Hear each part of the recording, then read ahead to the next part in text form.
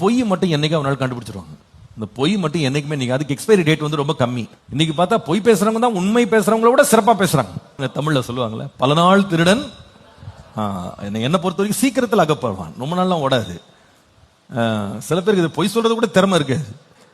அதாவது என்னன்னா, நேற்றுக்கு என்ன பொய் சொன்னு மறந்துட்டு கூட இன்னைக்கு வேற ஒரு பொய்யை சொல்லிடுவாங்க.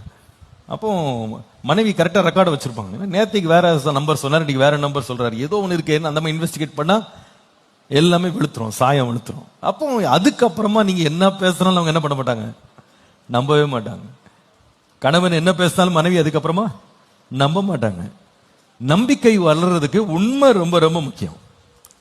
நம்ம பேச்சுல உண்மை, கொடுக்கல் வாங்கல்ல உண்மை, போக்குவரத்துல உண்மை, பண விஷயத்துல உண்மை, இல்லையா? இதெல்லாம் உண்மையா இருந்தீங்கன்னா குடும்பம் பாருங்க நிறைய பிரச்சனைகளை தவிர்த்துரும்.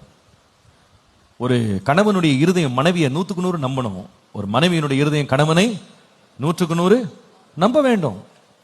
அதான் குடும்ப வாழ்க்கைக்கு இந்த உண்மைன்றது ரொம்ப முக்கியம்.